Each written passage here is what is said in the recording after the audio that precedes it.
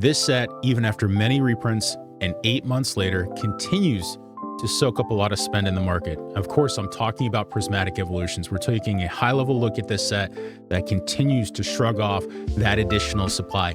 Can it and will it continue? That's the question we're going to try to answer today on PokeMarket Lab. Hey everyone, welcome back to the channel. It's Crazy Hair Day. Yeah, Brian from PokeNE, eat your heart out, man. We're talking about Prismatic Evolutions, a little bit of housekeeping first. Hit that sub button below, turn on notifications, and of course, check out Sleeved TCG.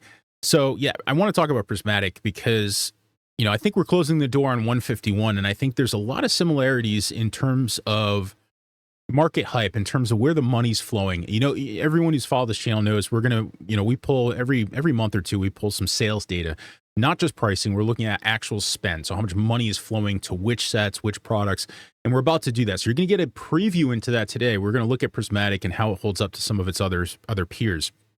To give you a little bit of background, Prismatic for the last 8 months, it released in January 2025, has continuously soaked up spend in the market, meaning sets have come out, Journey Together, Destined Rivals, Black Belt, White Flare, and those sets spike, but their Prismatic's always clipping at their heels. And in some cases, like Journey Together, that Journey Together spend drops off, and that Prismatic spend just continues to pump up. It is the set to beat. It's a set to beat from a value standpoint.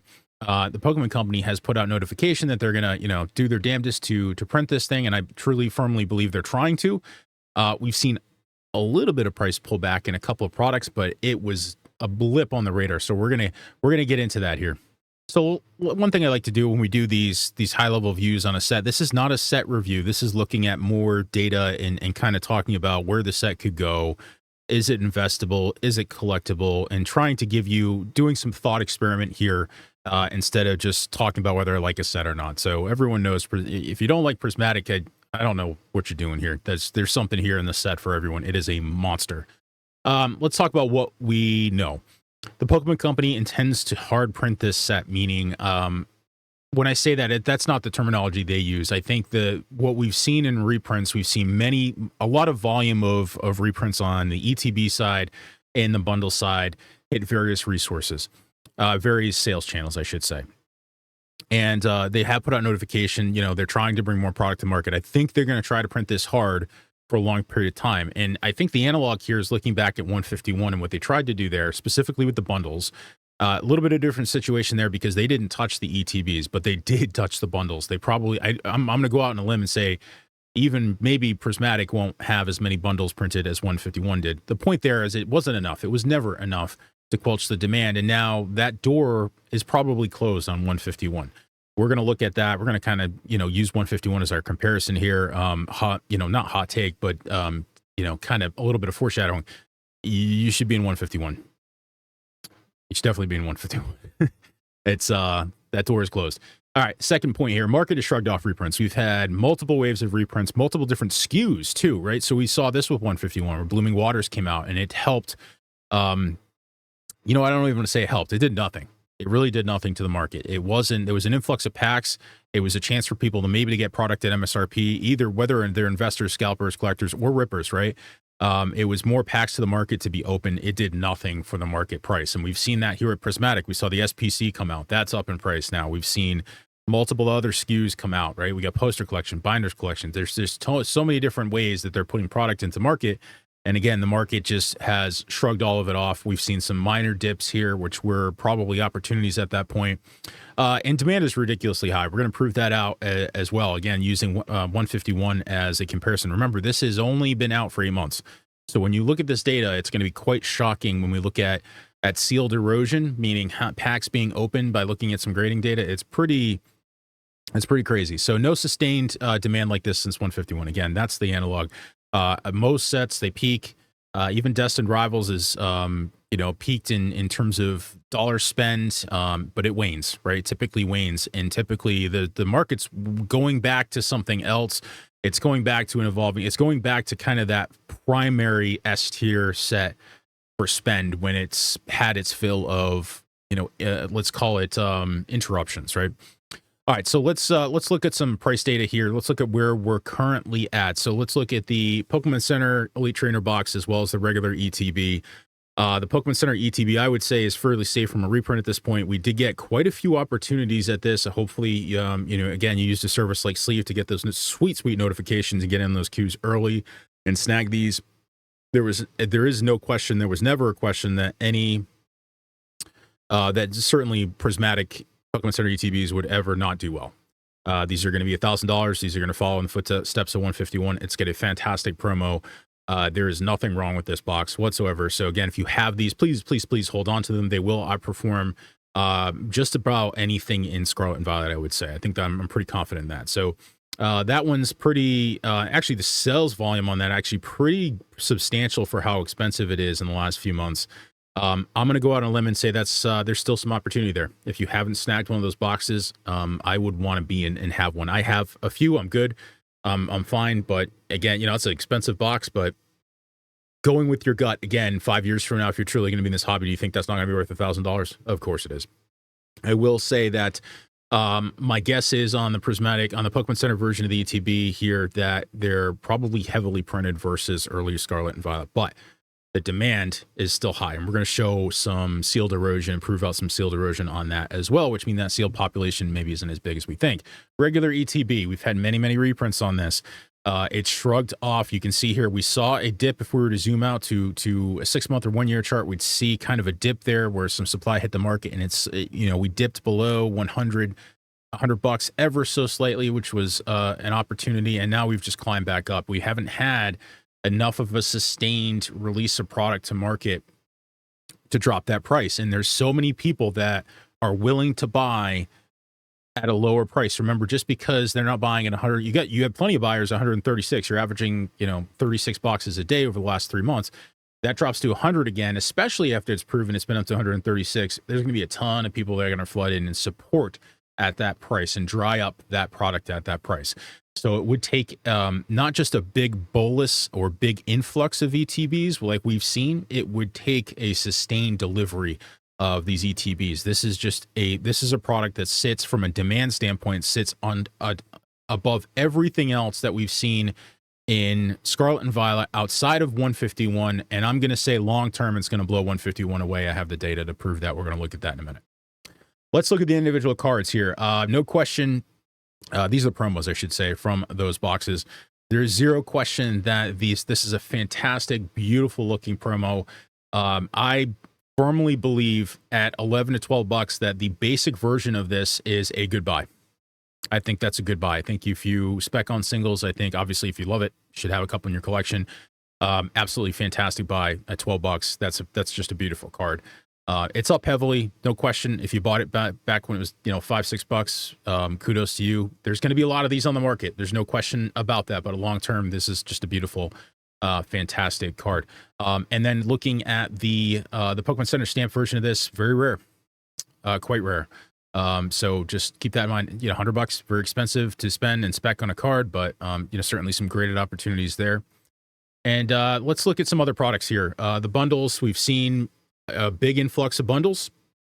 We've seen bundles via Target. We've seen bundles via the Pokemon Center itself. Heavy drops of these to the Pokemon Center. Walmart, same thing. Heavy drops of these. So this is probably where most of the bundle capacity is going right now, is to Prismatic. And you can see a slight dip in 3 months, 7%. And look at how many buyers come flooding back in.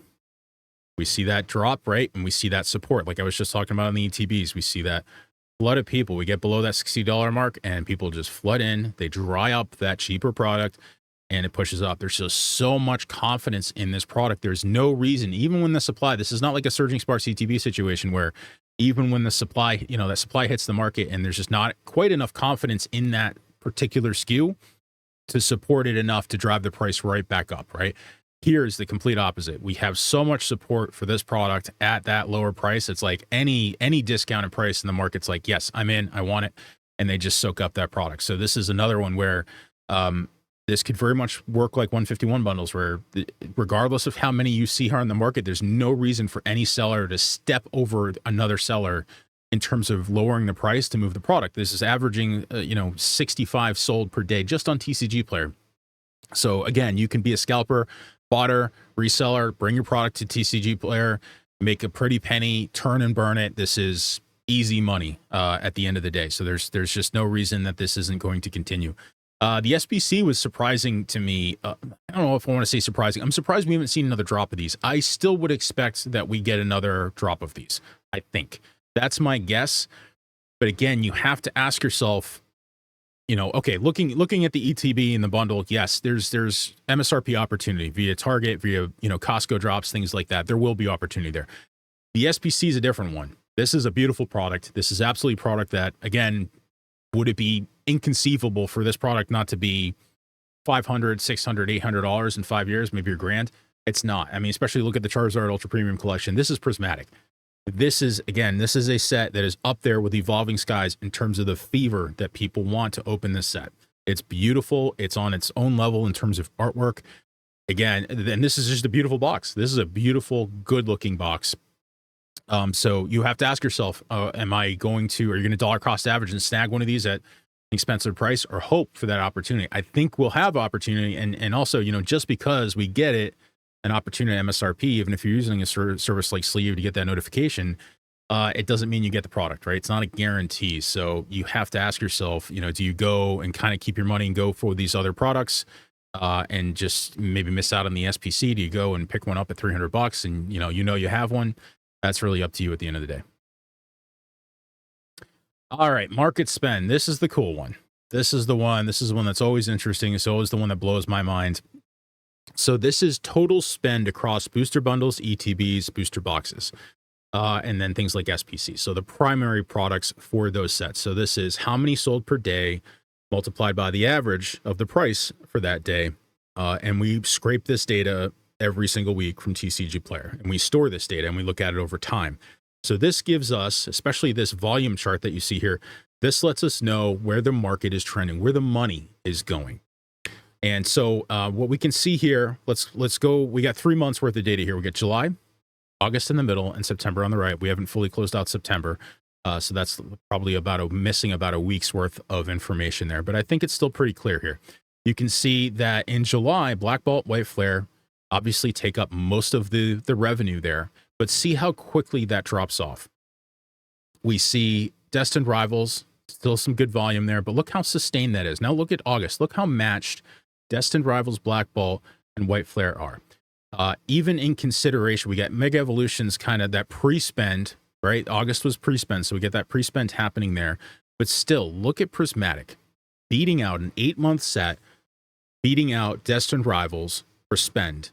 Not quite beating out Black Bolt, White Flare, but coming close, and those sets just released. This has been the trend. And in some months, in some cases, like when we look, if we were to go back and look at Journey Together spend is a blip on the radar and Prismatic comes roaring back. A set to be this old, taking up this percentage, and it's still beating Destined Rivals in terms of spend is just monstrous. And then, so we move over to September here. And again, look at Black Bolt, White Flare, just the interest. Those are great sets, fantastic sets, but and their pricing is holding up, right? We're not seeing the erosion in pricing because we haven't there's still enough spend there that people again, sellers can move product reasonably quickly. They don't have to step over each other, right?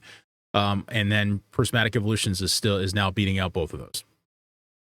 The question, of course, now looking at this is what happens with Mega Evolution. Mega Evolution September, obviously soaking up most of that volume there. We're in a different era. Mega Evolution's fantastic, beautiful set. The question, of course, is, okay, you know, like I kind of postulated this summer, do the SV era sets hold up to the Mega Evolution block? With Phantasmal Flames coming, you have some monstrous cards, you have Charizard coming. Is that attention? Where does the money attention go? Does Prismatic stay strong? Destined Rivals still beating out that recent incumbent in Black Bolt, White Flare. So again, this Mega Evolution, what happens in October here when the competition starts to dry up for Mega Evolution? Does these other sets come roaring back and that volume, that color gap start to increase? Destined Rivals and Prismatic Evolutions and Mega Evolutions kind of drops off? Or does Mega Evolutions take the cake? And then does the market look forward or does it look back? And is that opportunity in terms of some price reduction, some reduction in spend in Scarlet and Violet, maybe some catch up on some reprints? Again, I've kind of thrown that out there previously. Okay, now I want to look at set value here real quick. I think this is still a monstrous set value. We're at $4,600 in current set value, kicking the crap out of anything in Scarlet Violet. It's not even close. But still, obviously, there's some supply that's hit the market, and we've got about a 41% or $3,300 reduction in set value since March. It seems like a lot. It is a lot, but again, it's some monster set value. There's the strength of cards, and obviously the pull rates just being as atrocious as they are on the SIRs means they're just incredibly scarce, and they cause a ridiculous amount of cracking chasing these cards. And I can't state this enough how different Prismatic is from a feel, especially in the Evolutions cards. The Evolutions SIRs is just on a whole different level than anything we've ever seen, even in Scarlet and Violet. This is going to, I think it's going to blow away Evolving Skies long term in terms of top cards, in terms of Evolutions, in terms of Umbreon. It's just, to me, personal preference in the artwork. There's no question. This set's just on a completely different level. Let's talk about some sealed erosion. This is really interesting here. So if we look at, graded populations, regardless of whether they're gem men or anything like that, how many cards have gone through grading, we can get some interesting numbers. Now, we have to be careful looking at this because obviously looking at a graded population doesn't mean that's the entire population, but it's still interesting to see the volume. So obviously, if you do some simple math, you see how many cards have been graded. That gives you, some indication on the product that was cracked, was eroded, to create that product, to create that card to go into grading. Now, yes, people can grade cards multiple times. That's going to be a portion of this, but I still think the scope of the data that we're looking at is fairly accurate and fairly informative. So looking at that top chart there, you have graded population of the Prismatic Umbreon versus the graded population of 151 Charizard. So look at the difference. The 151 Charizard, you have 80,000 copies versus just under 10K from Prismatic. But the pull rates are so vastly different and so vastly worse on Prismatic. Look at the pack erosion. 13, almost 14 million packs equated to the Prismatic Umbreon. That means for almost 10,000 Prismatic Umbreons to have been sent to graded, 14 million packs would have had to have been opened to create that many Umbreons. And again, that population is actually a lot bigger than that. I would argue a lot of people who pull, maybe I would say at least 50% of people that pull an Umbreon are going to grade it. It's probably higher than that if I were to guess, but that's a lot of packs. Look at again 151 Charizard, 18 million packs. How old is that product? So we are already at a large portion of the 151 erosion rate with Prismatic. That's the fever that people like this product, or at least think they can make money from it, right? Obviously, there's people that are just doing that as well. So, and then looking below, so I thought that was interesting. Looking below at the promos here, we're looking at graded population again, looking at the Prismatic Eevee promo versus the 151 Snorlax promo.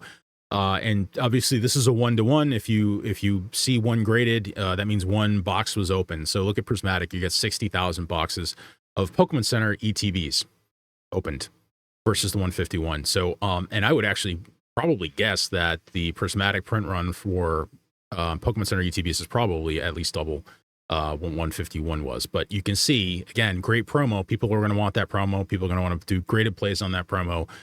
Which is good for us for sealed collectors, right? Because we want a lower sealed population. We know that Pokemon Center ETB for Prismatic is probably not going to get reprinted today. There's 60,000 less of them, obviously way more than that, because people aren't, not everyone sends that promo. Some people just open them. Some people just open them and they keep that promo, right? 60,000 is a good start though. So that's great to see. Back to crazy hair. So yeah, this is, reprints are supposed to bring prices down. I think this is another one where I think the big question, the big takeaway here, if you're an investor collector and you're like, hey, what do I do? Do I wait for an opportunity? Does Mega Evolutions and the Mega Evolution block and Phantasmal Flames, do they take enough attention where the reprints actually have an effect? None of us know any of that. None of us have crystal ball. Again, dollar cost average, don't not have exposure to stuff. Just don't go buying, crazy amounts of it. There are obviously Pokemon Center ETB completely different. There's probably no more reprints coming on that. So that's if you want one, go get it now. Situation is only going to go up from here. That's almost a guarantee.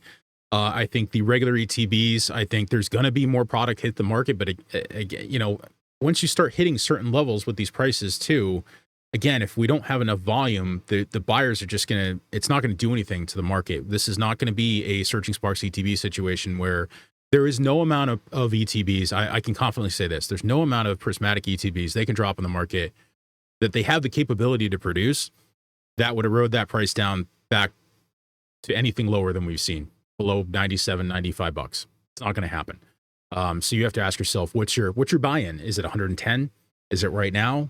Is it, if you have nothing? Yes, you should be in. You should be probably dollar cost buying at this point.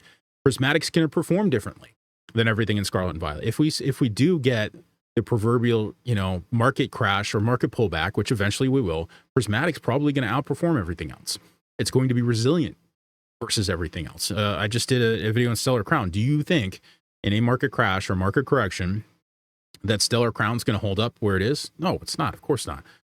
Prismatic having a lot more product out in the market, that's true, but the demand for the product is just off the charts, regardless of just the organic demand is off the chart. People want that set. You can't say that about every other set. You can't say a Journey Together is going to hold up better than Prismatic long term. And if you want to be, in this game, you want to be in best of breed. And Prismatic is, in the last 10 years of Pokemon sets, absolutely in the top 5 or 3, certainly for myself, in terms of sets, in terms of performance, in terms of subjective, card artwork. It's just a beautiful, beautiful set. It's just a bear to open. It just sucks to open. It really is a terrible experience. I shouldn't say it's a terrible experience. They're beautiful cards. They're beautiful packs. There's beautiful logos, beautiful boxes. It's got everything going for it. And again, the question, can that continue? Will that continue? Will that trend? Will something come along that bucks that trend? And the chart I showed you of Mega Evolution does not mean anything yet. It's a fantastic set. I would say subjectively it doesn't hold a candle to Prismatic. It's not, I wouldn't say it's like far off, but it's up there, but it's not a Prismatic Evolution. So that's my video on Prismatic. A bit of an update here. I think some actionable intelligence. I think we'll look at the greater market here shortly with Mega Evolution. I want to let you know, I should give you some insight in Mega Evolutions on sales data to, it's not quite fair because we're just after release. It's when it's, the spend's going to be the most, of course. We're going to wait a couple weeks and see how it shakes out. I'm probably going to wait until end of September to show you everything from Scarlet and Violet in its entirety. Because at that point, we're really going to see who the king is going to be. We're going to have pre-orders for Phantasmal. Mega Evolutions will have settled. Does Prismatic jump back up? Does Destined Rivals jump back up? All questions and interesting things we'll see because we are in a new block.